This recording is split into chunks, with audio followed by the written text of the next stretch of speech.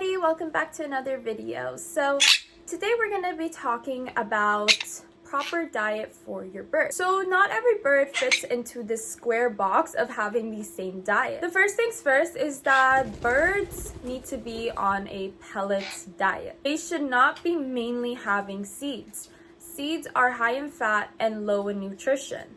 Pellets are specially formulated for parrots in captivity because they can't get the same greens and dietary needs that they have in the wild because we bring them over here where the flora and fauna is very different. Seeds can be used as treats, but they shouldn't be the main diet because then your bird's going to be lacking in a lot of nutrition. On top of pellets, the birds should also be having a chop diet. Chop is when you grind down vegetables, and we have talked about this before. I have recipes on my Instagram highlights, and as well I have a video on how to make chop for your bird. They should be having pellets and chop. Very important, lots of nutrition there. On the side, you can provide different fruits. You can also give nuts, and please avoid peanuts at all costs.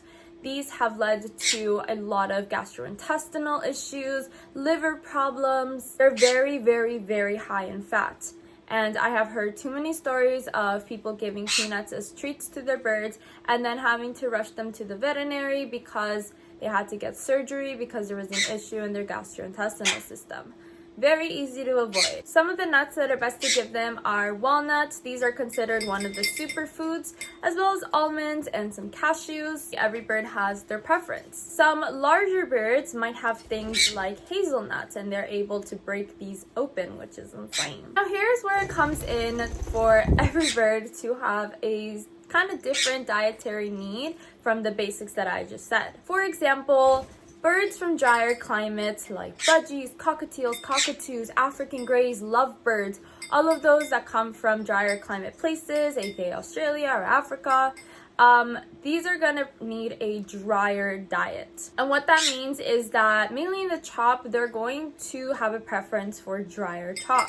So not like a little bit wet with like peppers or zucchinis, but they're gonna prefer something drier, mainly based on some broccoli or cauliflowers. Here is a recipe for drier food chop. This option is really good. And on top of that, you can provide and sprinkle over some flax seeds, hemp hearts, and chia seeds. These provide a good amount of extra nutrition as well. Now for birds that are from more wetter climates, so like for example birds from South America, they're going to prefer a little more wetness in their chop. Now I'm not saying mushy like wet chop, maybe just like you can add for example vegetables that like are like peppers or zucchinis, and that's completely fine. Here is a recipe for wetter chop. Sounds so weird to say. On top of that, you can also give them some sprouts. I do have a video on how to make sprouts for your birds, and these again are very high in nutrition. Depending on what bird you have, there are birds who lack in certain vitamins that you have to give them supplementary need. Now, for example, African greys are prone to vitamin A deficiency, which means you probably want to supplement a few vitamin A rich foods. Here is a list of some of the vitamin A foods that you can provide extra in their food. And then there are some parrots that are a complete exception. For example, the eclectus parrots. These are a big exception. Hi, you want to come here? These are a big exception to everything I basically named. Eclectus parrots' diet is mainly nectar and also many fruits. So they do have a very different diet, and it is very important to look into it, but I will put it here on an eclectus basic diet. It is one way or another very important to do your research on owning whatever parrot you have. Oh, hi, you're just gonna land on my camera? Yeah. And make sure that you are providing a specific diet towards them. Because like I said, not every diet just fits the box. You want to make sure that you are looking at any deficiencies or issues that they may have. For example, Quaker parrots are very prone to fatty liver disease. So you do want to prevent giving them diets that are very high in fat because they can develop this.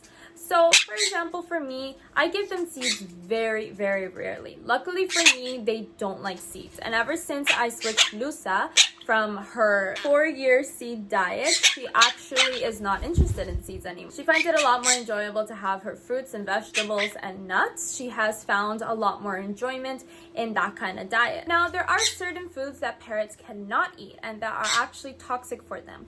Make sure to avoid this list of toxic foods for them, and make sure you don't put it in their chop or provide it to them, or you're careful when giving it. As well, parrots will have a preference towards certain tastes and textures. So you have to kind of play around with this. For example, my son Conure will only eat yellow pepper. She refuses to eat any other pepper. Her favorite foods are papaya and berries, like blueberries and raspberries. My Quakers will eat just about anything, but they do have a preference and they love apples. That is their favorite fruit. So as you can see, you have to play around with their food kind of like their kids and figure out what they like, and hopefully you will find that balance. Now, if your bird is a seed addict and you need help converting them from seeds to pellets, I do have a video on that as well if you guys want to go check it out. Check out my channel in general. I have tons of educational videos and things to help you out. If you have any questions, my DMs on my Instagram are open, as well as the comment section down below. Make sure to check out our social media links as well as our Etsy shop, and we'll see you guys next time. Bye!